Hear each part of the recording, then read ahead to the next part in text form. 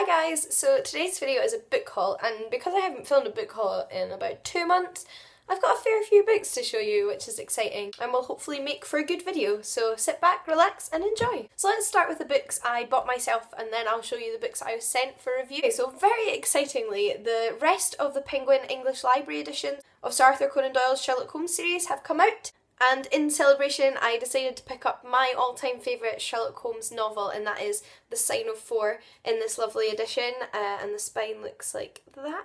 I think the design itself is absolutely gorgeous, although this is not the usual matte laminated finish that the Penguin English Library editions, as far as I'm aware, usually have. This is entirely matte, kind of like newspaper matte, and I don't know if this is just what they're doing now with the Penguin English Library editions. I don't know if they're all just going to be like this from now on.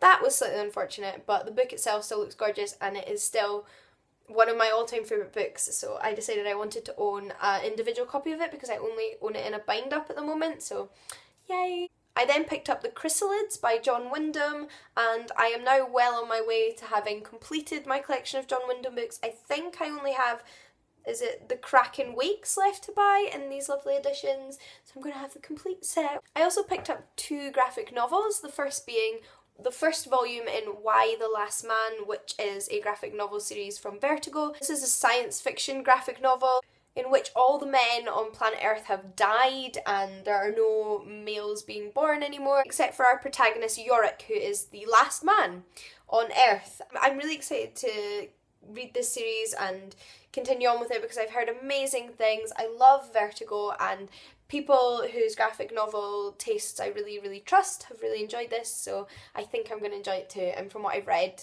that seems to be the case. I then bought what is somewhat more of a arty graphic novel, and that is Through the Woods, stories by Emily Carroll, and this is a collection of short horror stories in graphic novel form. I think there's 5 in this. 5 mysterious and gruesome tales.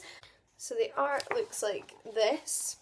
Ooh, this does look scary. Absolutely stunning design. The dust jacket matches what's underneath. I'll probably have a review up of this one around the end of this month, since I think this will be the next book I pick up. I'm anticipating a bit of an unnerving read. I also picked up the Oxford World Classics edition of Demosthenes, and it's a selection of his speeches. Demosthenes was a 4th century Attic orator in ancient Greece. He wrote speeches, delivered speeches for a variety of different legal cases going on in 4th century Athens, so there's a really good mixture of stuff in this book, really good mixture of history in Athens. But I am really into Athenian law. It's something I find really interesting, and I love reading court speeches. I just think they're an absolutely fascinating insight into history and the mindsets of ancient people. You get a really interesting perspective based on the arguments that people make and what they think would appeal to their audience, and I have read a number of these already. I'm sure eventually I will read all of these, and I am very excited to. But now on to the books I was sent for review. I was sent 3 books by Hotkey Publishing. Those are Terror Kid by Benjamin Zephaniah, which I was absolutely ecstatic to see in their email when they let me know what books were coming out. I think it's been around a decade since Benjamin Zephaniah published a book, and I'm a big fan of his. I'm a big fan of his poetry and his politics and just him as a person. I really like, and I was very excited to read his new YA book, and I have read this, and there's a few tabs in there, and I do plan on doing a review on this very shortly. I have good things to say about it. It really fills a gap that I think exists in the YA genre, and I think it's the kind of book that more young people need to be reading, as it deals with politics and social issues, and it's a little more hard-hitting. Yeah, I will review this and talk about this more, so I'll shut up about it just now.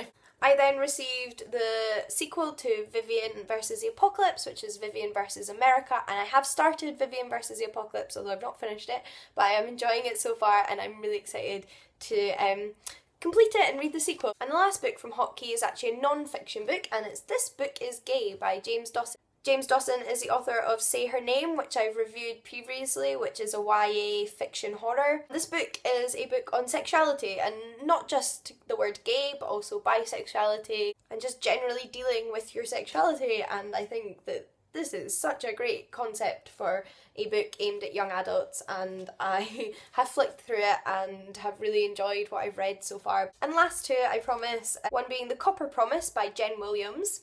This is obviously a fantasy book right here, with dragons! Instantly had to have this book. It's published by Headline Fiction. Yeah, from what I can tell, just some high fantasy, and it doesn't mention dragons on the back, although it mentions monsters, but I'm presuming. And last but certainly not least is Horrorstor by Grady Hendrix, and this is from Quirk Books, who are the publishers of Miss Peregrine's Home for Peculiar Children and Hollow City, which I'm sure you've heard of. Now, you might be wondering about this book because it does look distinctly like an IKEA catalogue, but if you look a little bit closer, there are some slightly disturbing images on the front there, and that is because this is a horror novel set in an IKEA-style furniture store. I think what makes this book extra special is the layout. I just think it adds like a lot of fun to it. It's got a little sort of map diagram here in the front, and then each chapter begins with a piece of furniture in the store. And I mean, from my experience with IKEA-like stores, those things are scary enough as it stands. So a horror novel set in a massive furniture store sounds absolutely terrifying. Those are all of the books, I think, or most of the books at least, that I have bought in the past 2 months. Let me know if you've read any of them and have any thoughts you'd like to share. I'd love to hear them, and I will see you all again very shortly. Bye guys!